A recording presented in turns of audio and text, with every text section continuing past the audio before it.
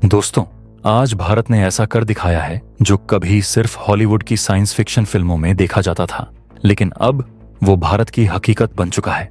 जहां डीआरडीओ ब्रह्मोस और अग्नि जैसी मिसाइलों से दुश्मनों की रूह कांपा रहा है, वहीं अब इसरो ने ऐसा ब्रह्मास्त्र तैयार किया है जो सीधे अंतरिक्ष से दुश्मनों पर कहर बरसाने वाला है। भारत का यह स्पेस प्लेन यानी 2 स्टेज 2 ऑन ऑर्बिट सिस्टम न सिर्फ दुश्मन के सैटेलाइट्स को चकनाचूर कर सकता है, बल्कि स्पेस में ही हाइपरसोनिक मिसाइलें लॉन्च करके एक साथ कई ठिकानों पर हमला भी कर सकता है।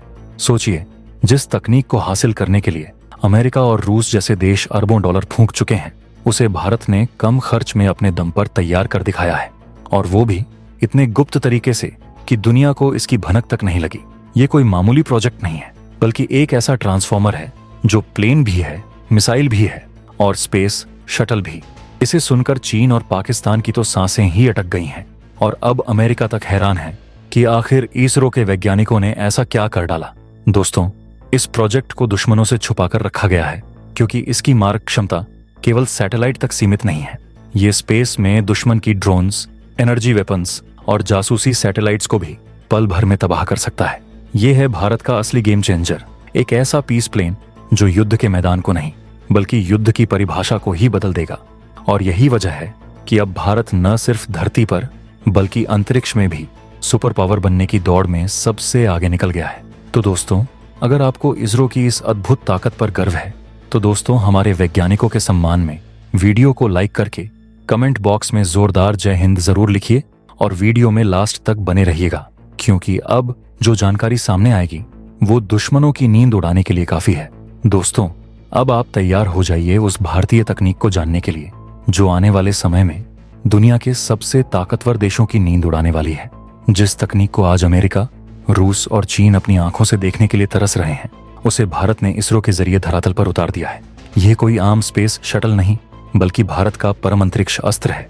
एक ऐसा पीस प्लेन जो दुश्मन के सैटेलाइट से लेकर उनके फाइटर जेट्स तक को अंतरिक्ष में ही तबाह कर देगा, वो भी बिना किसी चेतावनी के।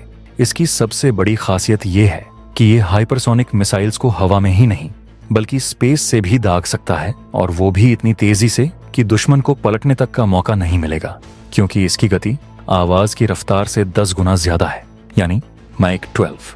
सोचिए, कोई हथियार अगर स्पेस से ही दुश्मन की लोकेशन पर अटैक करे और उसकी सटीकता इतनी हो कि सेंटीमीटर के फर्क से भी न चूके, तो उसे क्या कहेंगे? हम कहते हैं ये है न्यू इंडिया का ब्रह्मास्त्र। ये स्पेस प्लेन, जिसे इसरो ने 2 स्टेज 2 ऑन ऑर्बिटल व्हीकल नाम दिया है, असल में एक ट्रांसफॉर्मर की तरह काम करता है।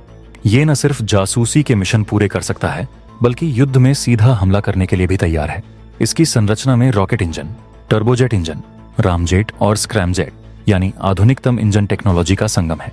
जैसे ही ये प्लेन 15 किलोमीटर की ऊंचाई पर पहुंचेगा, इसका टर्बो फैन इंजन बंद हो जाएगा, और उसके बाद रामजेट एक्टिव होगा, जो इसे 25 किलोमीटर की ऊंचाई तक ले जाएगा। वहां से स्क्रैमजेट इंजन इसे मैक 12 की रफ्तार तक पहुंचाएगा, और फिर इसके रॉकेट सिस्टम एक्टिवेट हो जाएंगे, जो इसे सीधे 300 किलोमीटर ऊपर लो अर्थ ऑन ऑर्बिट में ले जाकर वहां से सैटेलाइट या हथियार लॉन्च करने की ताकत देंगे। यानी अब भारत की फौज को ना तो रनवे की जरूरत है, ना भारी लॉन्च पैड की।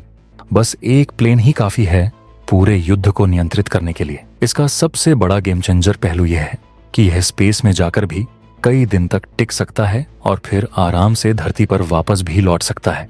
और यह सारी तकनीक पूरी तरह से स्वदेशी है, यानी न अमेरिका का कंट्रोल, न रूस की डील। पूरा मालिकाना हक भारत के पास है।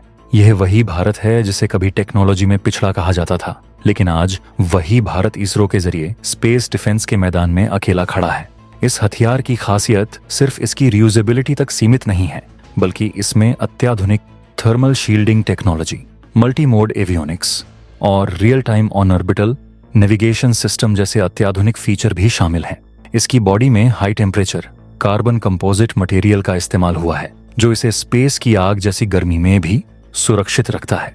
यह प्लेन पृथ्वी के वायुमंडल में मैक 12 की रफ्तार से प्रवेश कर सकता है, और इसके स्टील डिजाइन की वजह से दुश्मन के किसी भी रडार में पकड़ में नहीं आता।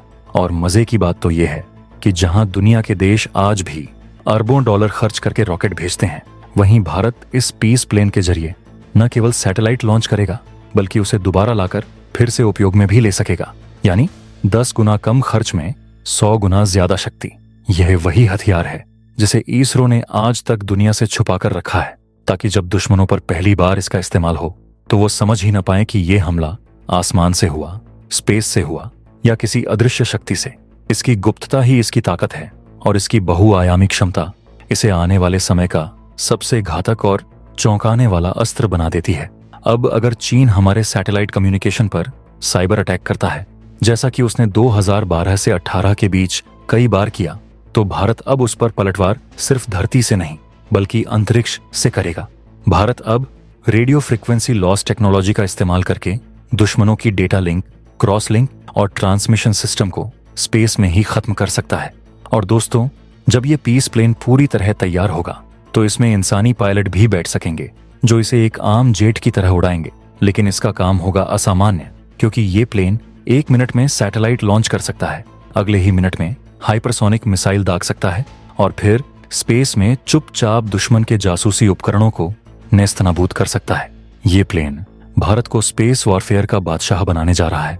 और अगर इस तकनीक को मिलिट्री सेक्टर में पूरी तरह से एक्टिव किया गया तो समझ लीजिए चीन और पाकिस्तान के सारे स्पेस प्रोग्राम एक झटके में खत्म हो जाएंगे।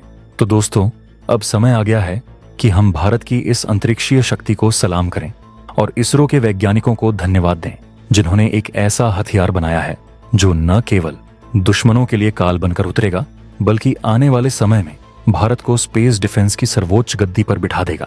अगर आपको इस पर गर्व है तो कमेंट बॉक्स में जोर से लिखिए जय विज्ञान, जय हिंद, और वीडियो को शेयर कीजिए ताकि पूरी दुनिया को पता चल जाए कि भारत अब सिर्फ धरती पर नहीं, अंतरिक्ष में भी सुपर पावर है।